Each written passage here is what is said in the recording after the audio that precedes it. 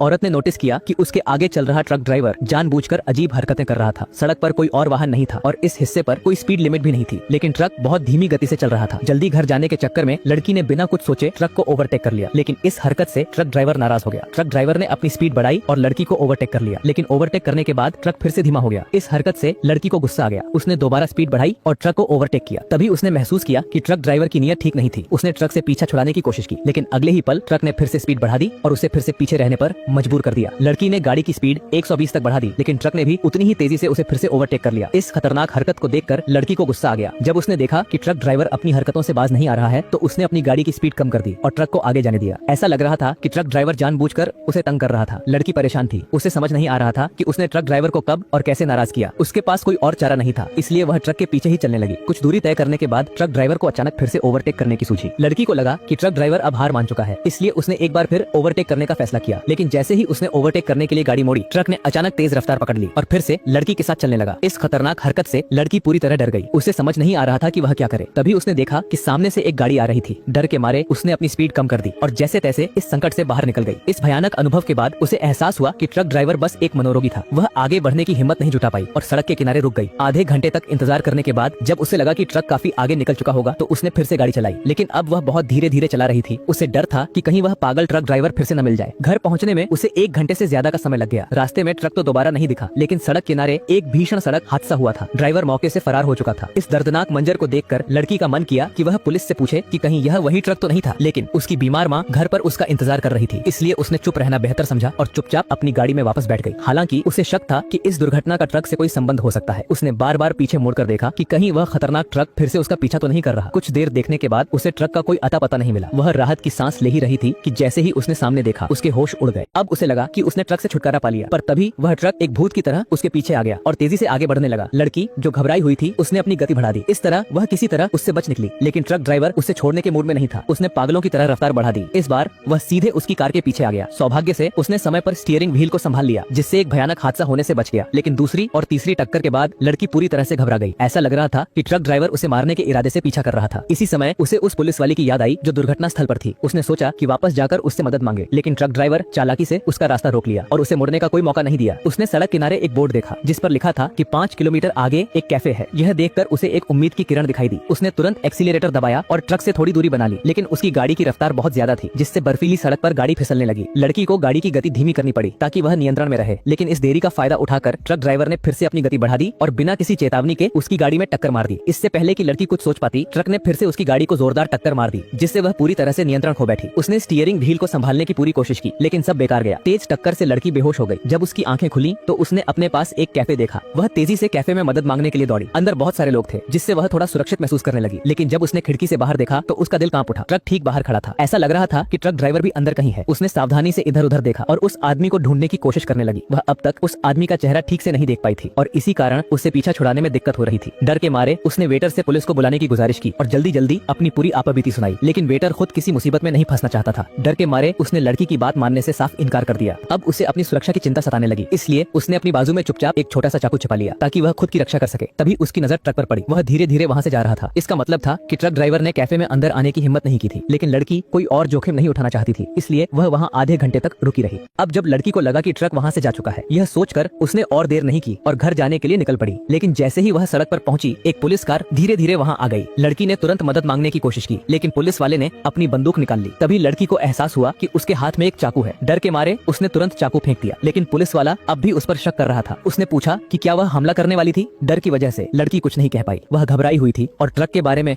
कुछ नहीं बता सकी। वह रोती हुई अपनी गाड़ी में वापस चली गई। उसे अब मदद नहीं मिल सकती थी, लेकिन उसने खुद को संभाला और गाड़ी स्टार्ट की। अंधेरा होने लगा था और उसका सफर लंबा था। उसने भगवान से प्रार्थना की कि उसे दोबारा उस ट्रक का सामना न करना पड़े, लेकिन वही ट्रक फिर से दिखाई दिया। अब उसे समझ आ गया कि वह उसे मारना चाहता था, लेकिन उसने हिम्मत जुटाई और अपनी गाड़ी की रफ्तार बढ़ा दी। जैसे ही ट्रक ने उसका पीछा किया, उसने अचानक अपनी गाड़ी मोड़ दी। ट्रक चालक को इमरजेंसी ब्रेक लगाना पड़ा, जिससे ट्रक लहराने लगा। लड़की को लगा कि उसने जीत हासिल कर ली है। वह एक सुनसान गली में जाकर छिप गई। ट्रक चालक अब भी उसे ढूंढ रहा था। लड़की ने नक्शा देखा और याद किया कि पास में एक घर था जहाँ वह शरण ले सकती थी। जैसे ही रात और गहरी हुई, उसने अपनी गाड़ी स्टार्ट की और उस घर की ओर बढ़ी। जब वह वहाँ पहुंची तो देखा कि वहाँ पहले से ही लोग मौजूद थे। तभी उसने देखा कि ट्रक पास ही खड़ा था और उसने निकलने का रास्ता बंद कर दिया था। अब वह फंस चुकी थी। लड़की ने फैसला किया कि अब भागने का कोई फायदा नहीं। उसने गाड़ी से कुल्हाड़ी निकाली और ट्रक चालक को लड़ने के लिए ललकारा, लेकिन ट्रक चालक दूर खड़ा रहा। गुस्से में लड़की ने कुल्हाड़ी ट्रक पर फेंक दी। जब उसने दोबारा कुल्हाड़ी उठाने की कोशिश की तो ट्रक चालक ने उसे अपने ट्रक के नीचे फंसा दिया। लड़की ने चुपचाप चाकू निकाला और चालक की ओर बढ़ी, लेकिन जब वह हमला करने वाली थी उसने देखा कि ट्रक चालक अपनी सीट से पहले ही उतर चुका था। अचानक वह जमीन पर गिर पड़ी। जब उसने चाकू उठाने की कोशिश की तो ट्रक चालक ने पहले ही उसे उठा लिया और उस पर वार कर दिया, लेकिन लड़की ने हार नहीं मानी। उसने हिम्मत दिखाई और सीधा चाकू उस आदमी की जांघ में घोंप दिया। ट्रक चालक अपनी गाड़ी में वापस चला गया और लड़की भी अपनी गाड़ी में भाग गई। दोनों इस लड़ाई में घायल हो चुके थे। अब सड़क पर ट्रक खड़ा था, इसीलिए लड़की ने एक छोटे रास्ते से अपनी गाड़ी निकालकर छिपने की कोशिश की। उसने इंजन और लाइट बंद कर दी और अपनी गाड़ी पर खून का धब्बा लगा दिया ताकि ऐसा लगे कि वह मर चुकी है। लेकिन ट्रक चालक ने उसकी चाल को समझ लिया और उसे ढूंढने निकल पड़ा। अब उसने देखा कि आगे सड़क पर एक बोर्ड लगा था जिसमें लिखा था कि 1 किलोमीटर आगे बर्फीली झील है। तभी उसे एक तरकीब सूझी। उसने धीरे धीरे ट्रक को अपने पीछे आने दिया और उसे बर्फीली झील की ओर ले गई। यह इलाका पूरी तरह बर्फ से ढका हुआ था और केवल वही लोग जो इसे अच्छी तरह जानते थे वहाँ सुरक्षित चल सकते थे। लड़की को इस जगह का पूरा ज्ञान था क्योंकि उसने अपना बचपन यहीं बिताया था। जैसे ही ट्रक झील के पास आया, लड़की ने गाड़ी से कूदकर खुद को बचा लिया। ट्रक चालक को ब्रेक लगाने का समय ही नहीं मिला और उसकी गाड़ी झील की पतली बर्फ पर चढ़ गई। जैसे ही ट्रक लड़की की गाड़ी से टकराया, दोनों गाड़ियों का भार मिलकर बर्फ की परत तोड़ने के लिए काफी था। देखते ही देखते ट्रक और वह खतरनाक आदमी बर्फीली झील के अंदर समा गए। लड़की ने देखा कि उसका सबसे बड़ा दुश्मन हमेशा के लिए खत्म हो गया। अब वह अपने घर की ओर चल पड़ी। कई घंटे बाद वह आखिरकार अपने घर पहुंची, लेकिन वह अपनी माँ की आखिरी झलक नहीं देख पाई। उसकी माँ अब इस दुनिया में नहीं थी। यह दर्द हमेशा के लिए ज्याओमई के दिल में बना रहेगा।